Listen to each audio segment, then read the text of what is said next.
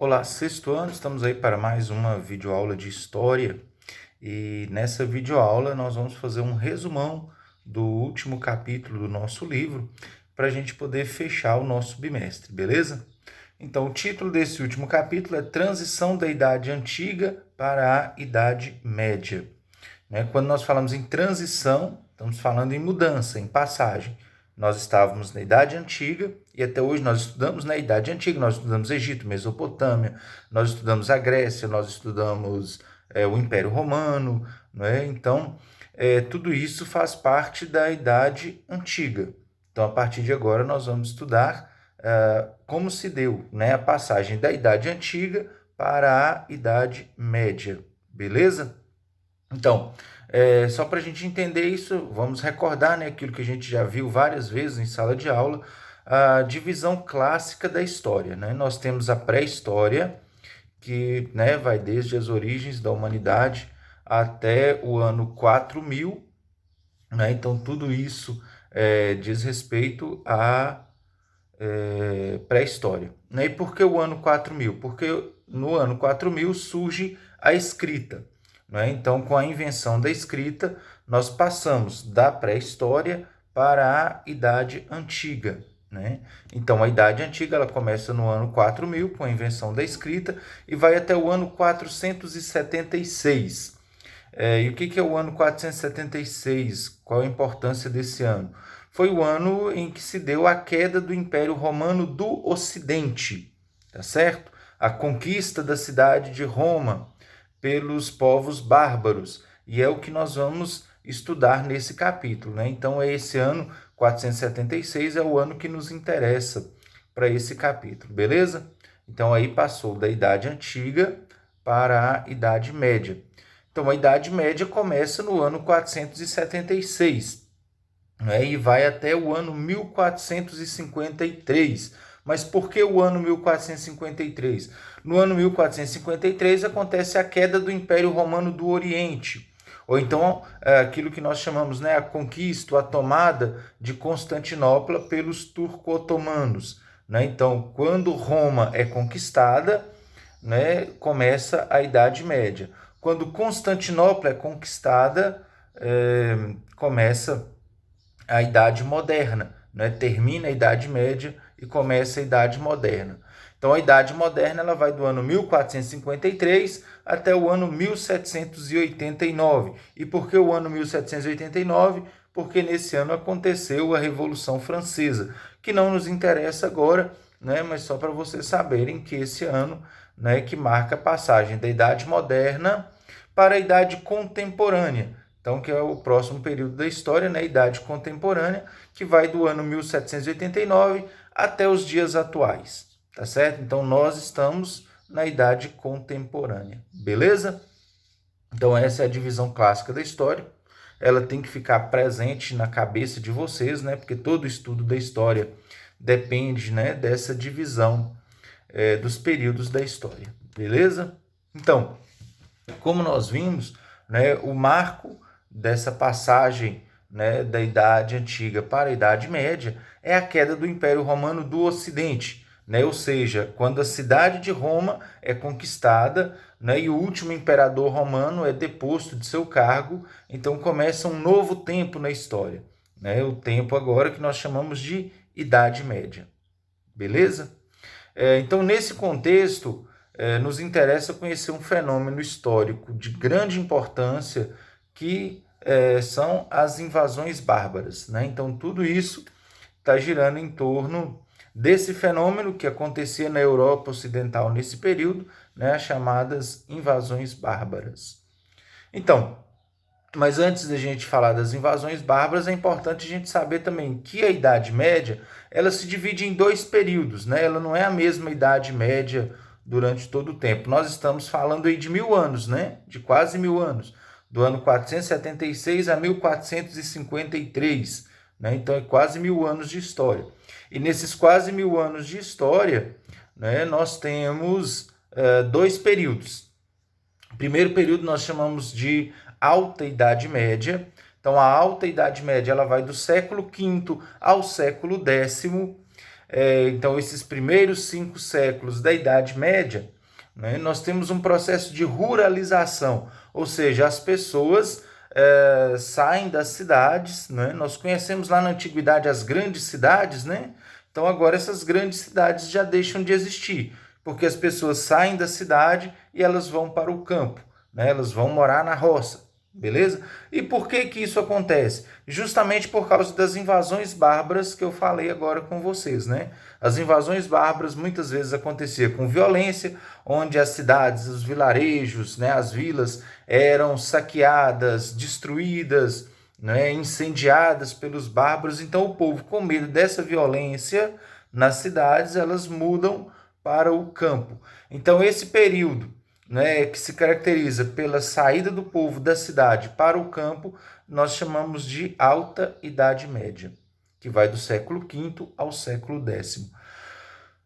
E depois nós temos a Baixa Idade Média. A Baixa Idade Média vai do século X até o século XV, beleza? Então, nesses últimos 5 séculos da Idade Média, né, chega ao fim as invasões bárbaras. Né? E como chega ao fim as invasões bárbaras, o que acontece? As pessoas voltam para as cidades. Né? As pessoas saem do campo e voltam para a cidade. Então nós temos aí o renascimento urbano, ou seja, as cidades renascem. Né? Também o renascimento comercial, né? O comércio que tinha quase acabado nesse processo de ruralização da Alta Idade Média, agora o comércio ressurge, né? Na Baixa Idade Média, beleza? Então, vamos lá. Né? Eu falei que é de grande interesse para nós as invasões bárbaras, né? E é isso que nós vamos aprofundar mais nesse capítulo. Nós temos aí, né, um deslocamento populacional. O que é deslocamento? São as pessoas migrando de um lugar para outro, né? Tanto que as invasões bárbaras também, em alguns momentos, são chamadas de migrações bárbaras, beleza?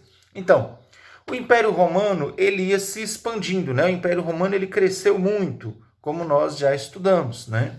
E à medida que o Império Romano vai crescendo, as suas fronteiras vão ficando mais vulneráveis. Ou seja, quanto maior o império, mais difícil é para o exército romano defender o território do império, porque é uma extensão maior, né? E não havia tantos soldados assim para proteger essas fronteiras, beleza?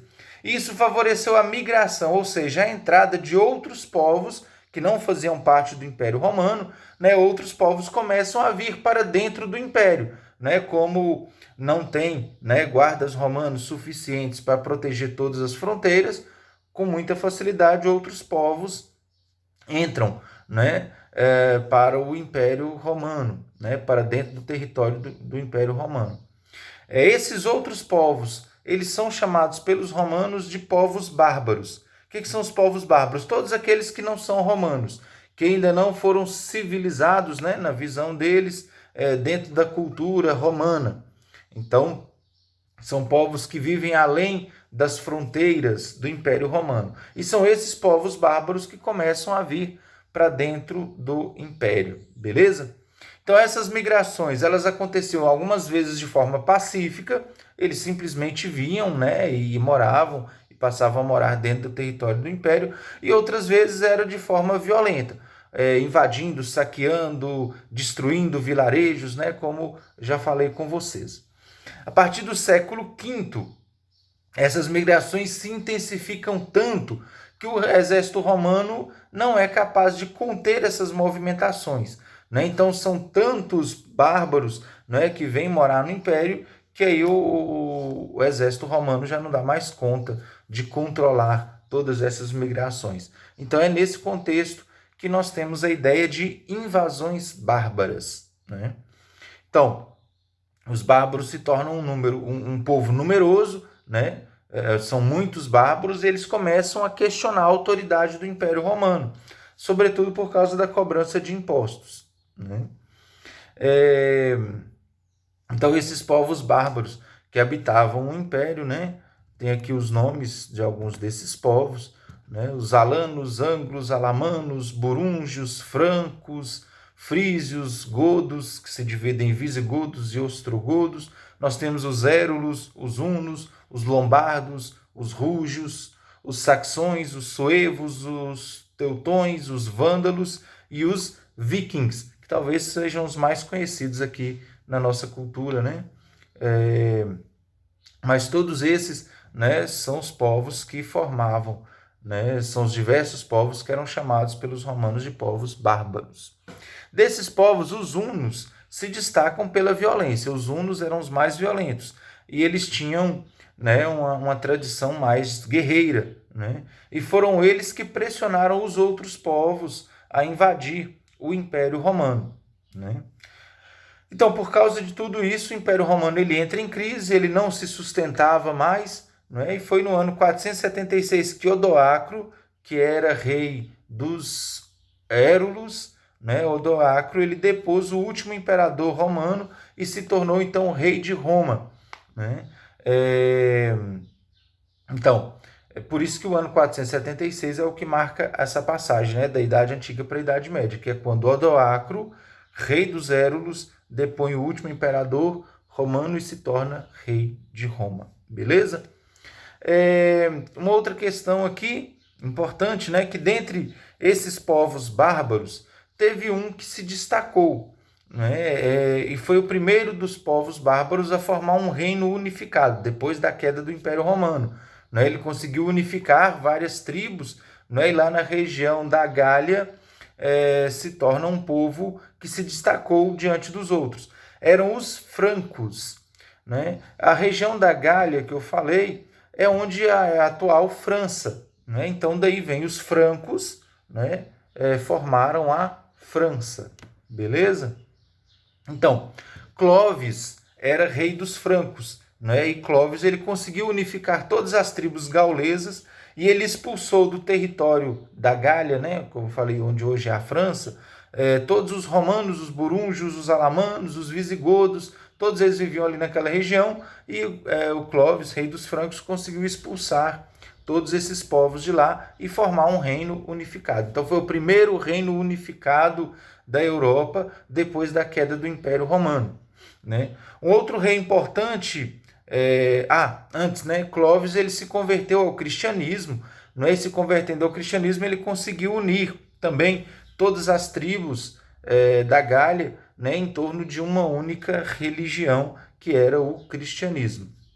Um outro rei importante dos francos foi Carlos Magno. Né? Carlos Magno ele reinou do ano 768 a 814, né? E ele tratou de expandir o território do seu reino e depois dividi-lo em províncias. Né? Então começou mais um processo de formação de um império. Né? Então no ano 800, né, ele foi coroado pelo Papa Leão III como imperador dos romanos. Então o Império Romano caiu lá no ano 476, mas agora no ano 800 surge um novo império, né, o chamado Império Romano Germânico ou Império Carolíngio. Carolíngio, né, porque vem aí de Carlos, né, Carlos Magno. Então, curiosidade, né, foi Carlos Magno que estabeleceu o uso das letras minúsculas para facilitar a escrita. Até então, né, a escrita romana, né, em latim era toda feita apenas com letras maiúsculas. Foi Carlos Magno que introduziu as letras minúsculas no alfabeto. Beleza? Então, com isso, nós encerramos, né, o nosso bimestre. Eu vou deixar algumas atividades aí para vocês, depois eu passo as orientações de como vão ser feitas essas atividades.